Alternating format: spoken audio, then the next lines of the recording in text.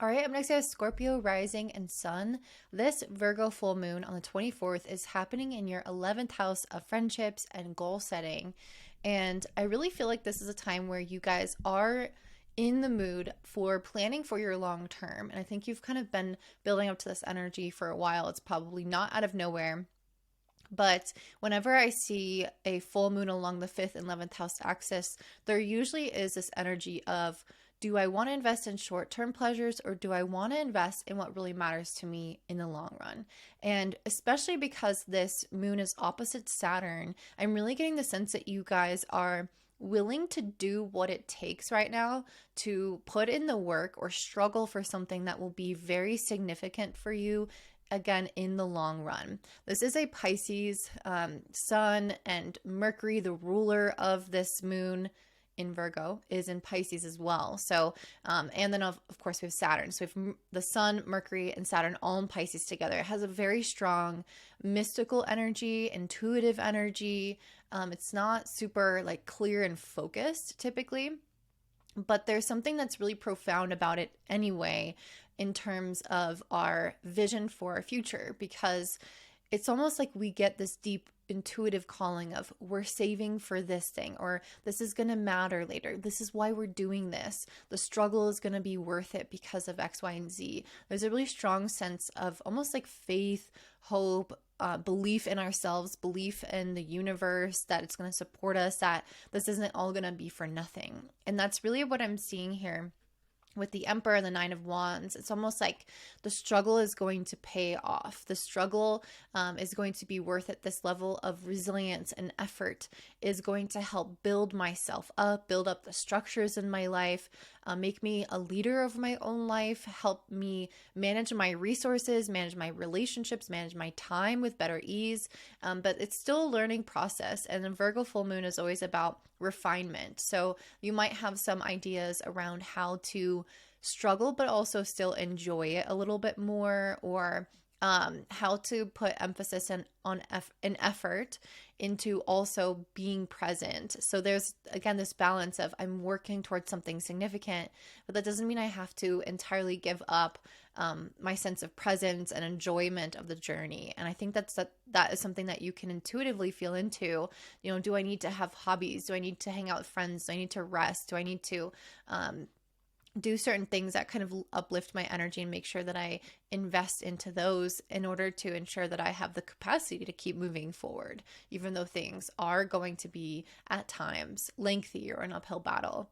And so I think that that's a huge part of this. And with the moon trining Jupiter in the 7th, relationships play a really key factor in this. So your ability to feel uplifted is going to really hinge also on your ability to rely on others or receive support from others. This is an energy of, relationships being a really strong growth factor here for you, a support system here for you, a place of optimism. They can encourage your belief in yourself. So really not trying to isolate is going to be important.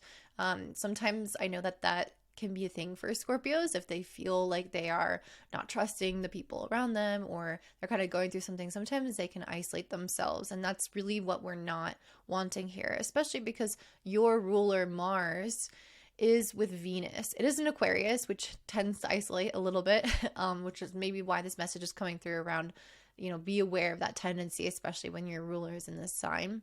But it's next to Venus, and Venus is a planet of attraction and connection, union, feeling this support from other people. And so having your planetary ruler with Venus does indicate that there is a need to, again, kind of have women in your life, especially, or people that hold that kind of affectionate and nurturing type of energy. It doesn't really have to matter about the gender, although Mars is a planet ruling over men and Venus rules over women.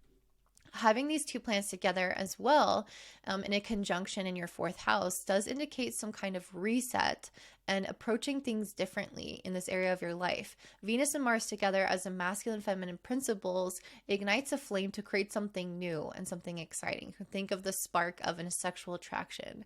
And that is kind of the energy that I'm seeing, is like a new path unfolding because of the passion, the attraction, the devotion or inspiration to move towards something.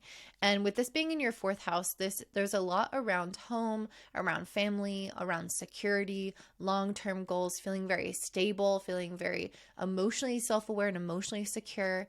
And this does square Jupiter in the seventh house. So there may need to be some awareness around not getting ahead of ourselves when it comes to how other people factor into those goals for ourselves. So if you're wanting to have a family, for example, with that square to Jupiter in the seventh, if you don't want to rush things or get ahead of yourself with it if that person isn't on board.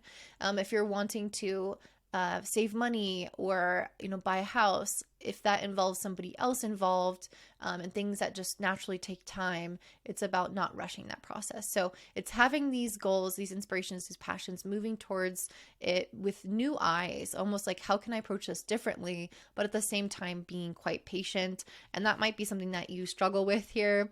I'm seeing this interesting juxtaposition of the Knight of Swords and the Temperance card. And the Knight of Swords is one of the least patient cards in the deck. It's quite fast moving. It's quite impulsive. It wants to just be totally unfettered and run towards its goals. And then we have the Temperance card, which is all about moderation, patience, taking it one step at a time.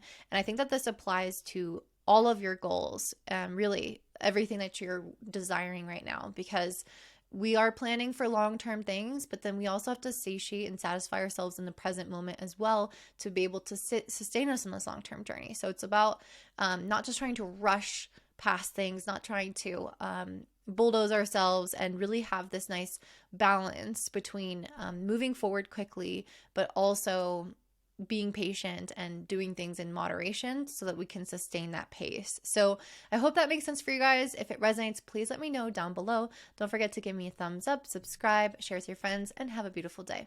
Bye.